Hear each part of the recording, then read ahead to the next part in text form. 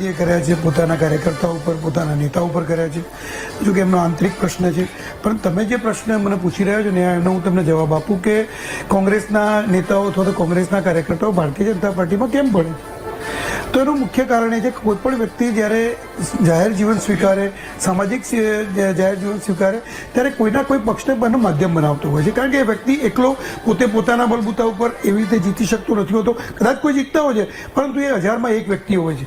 પરંતુ આ વ્યક્તિ જ્યારે જાહેર જીવન કરે ત્યારે કોઈ પક્ષને માધ્યમ બનાવે અને એ પક્ષની વિચારધારાઓ, એ પક્ષના નેતૃત્વ, એ પક્ષનું સેન્ટ્રલ નેતૃત્વ, આ બધું જ નેતૃત્વ એ બધા જ ફેક્ટરો આધાર રાખતા હોય છે એ વ્યક્તિને પોતાના કામમાં આગળ વધવા માટે. પરંતુ જ્યારે ક્યારેક ધીરે ધીરે કેન્દ્રનું નેતૃત્વ એમનું નામશેષ થવા માંડે, જ્યારે અહીંયા ગુજરાતનું નેતૃત્વ નામશેષ થવા માંડે, પક્ષની વિચારધારા નાબૂદ થઈ જાય, ત્યારે જ્યારે મતદારો પણ એનો સાથ છોડી જાય છે. હું એવું નથી કહેતો નેતાઓ પહેલા, ભારતીય જનતા પાર્ટીને 10 થી 11 લાખ મત મળતા હતા, એથી વધારે મત નતા મળતા આ દેશમાં જ્યારે શરૂઆત થઈ ત્યારે. આજે 40 કરોડ મત કેમ મળે છે ભારતીય જનતા પાર્ટી? તો ભારતીય જનતા પાર્ટીને એટલા મત મળે છે એની પાછળનું કારણ એ છે કે એ મતદારો પણ પહેલા કોંગ્રેસને જ મત આપતા હતા.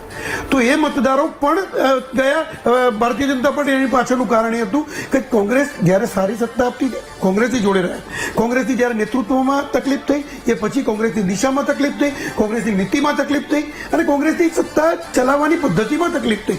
એના કારણે આજે મતદારો પણ એનાથી વિમુખ થાય, તો નેતાઓ પણ વિમુખ થાય. એમાં કંઈ નવાઈ નથી. પણ મેં સુધીરભાઈની વાત પણ સાંભળી, મનીષભાઈની વાત પણ સાંભળી. મારે એક વાત એમાં ઉમેરવી છે કે સુધીરભાઈની એક વાત સારી હતી કે રાહુલ ગાંધી સારું ડાયગ્નોસિસ કરી શકે છે, પરંતુ હું સુધીરભાઈ એમાં થોડુંક ઉમેરો કરું છું કે ડાયગ્નોસિસ ક્યારે થાય કે જ્યારે કોઈને રોગ થયો હોય ને ત્યારે એનો નિકાલ કરવાનો હોય કે અથવા તે રોગનું નિદાન કરવાનું હોય ત્યારે ડાયગ્નોસિસ થાય. રાહુલ ગાંધી સારું ડિસેક્શન કરી શકે છે, કારણ કે એ એક શું કહેવાય મૃત શરીરને ડિસેક્શન કરે છે કે કોંગ્રેસ અત્યારે મૃતપ્રાય અવસ્થામાં છે. બીજી કે 145 વર્ષની કોંગ્રેસ, એને એ વ્યક્તિના હાથમાં જ્યારે શાસન આવ્યું અને એ વ્યક્તિના હાથમાં ધુરા આવી ત્યારે 145 વર્ષના ઇતિહાસમાં સૌથી નીચામાં નીચી જગ્યાએ એમને કોંગ્રેસને લાઈન મૂકી દીધી. જ્યારે આદરણીય નરેન્દ્રભાઈ મોદીની વાત કરીએ તો 65 વર્ષના ઇતિહાસની અંદર ભારતીય જનતા પાર્ટીને અને આ દેશને એક એવી ઊંચાઈએ પહોંચાડ્યો કે આખું વિશ્વ જોવે છે. આ બંનેમાં આટલો ફરક છે. બંને નેતાઓ છે ગુજરાતમાં, બંને નેતાઓમાં જે ફરક છે.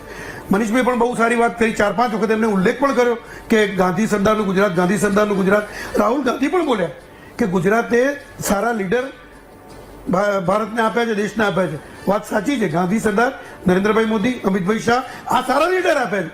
કારણ કે એમને કેમ ગુજરાતની જ વાત કરી, બે જ લીડરની વાત કરવાની હતી એટલે. બાકી જો બહારની વાત કરવાની હોત તો એ ઇન્દિરા ગાંધીનું નામ લઈ શક્યા હોત, જવાહરલાલ નહેરુનું નામ લઈ શક્યા હોત કે આજે રાજીવ ગાંધીનું નામ લઈ શક્યા હોત. બીજા એમના લીડરો એ દેશને નથી વ્યવસ્થિત રાખી શક્યા, એટલે સારા લીડર તરીકે ગુજરાતનું નામ બોલ્યા. બીજું કે મનીષભાઈ બીજી પણ વાત કરી એમણે કે ગાંધી સરદાર વાત કરી, તો આજે મને નવાઈ લાગી કે જે એમનું જે બેનર હતું પાછળનું સંવાદ નામનું, એમાં ક્યાંય ગાંધીજીનો ફોટો પણ નતો અને સરદારનો પણ ફોટો નતો. ખાલી ગાંધી સરદારનો ઉપયોગ જ કરવાનો બોલવા માટે, જે તમે અત્યાર સુધીમાં કર્યો, 145 વર્ષ સુધી કર્યો છે કોંગ્રેસે. અને એ જે ઉપયોગ કરીને કોંગ્રેસ જે આજે થયું ને, પ્રજા પણ સમજી ગઈ છે કે તમે ખાલી ગાંધી સરદારનો ઉપયોગ કરો, અને તમે જવાનનો ઉપયોગ કરો, કિસાનનો ઉપયોગ કરો, પણ એમને આપો છો શું? કિસાન સન્માન નિધિ આપી તો ભારતીય જનતા પાર્ટી આપી છે. આજે જવાનોને પેન્શનની જે મંજૂર કરવી એ ભારતીય જનતા પાર્ટીના સમયમાં થયું, તમારા સમયમાં નથી થયું. પરંતુ તમે માત્ર એના નામનો ઉપયોગ કરો તમારા મત લેવા માટે, અને એટલે પ્રજા સમજી ગઈ અને એટલે પ્રજાએ તમને આ પરિસ્થિતિમાં મૂક્યા છે. રાહુલ ગાંધી એવું પણ બોલ્યા હતા, અત્યારે નહીં પણ એમની જયારે ચિંતન શિબિર હતી ત્યારે, કે 5-25 લોકો પણ મારી સાથે હશે તો પણ ચાલશે. પણ મારે રાહુલ ગાંધીને એટલું જ કહેવાનું કે ગુજરાતની અંદર તમારા ધારાસભ્યો, જિલ્લા પંચાયત પ્રમુખો, તાલુકા પંચાયત પ્રમુખો અને નગરપાલિકાના પ્રમુખો, એનું કુલ ટોટલ મારો ને તો પણ 25 નથી તમારી જોડે. એટલું તમે જોઈ લો તમે ખાલી.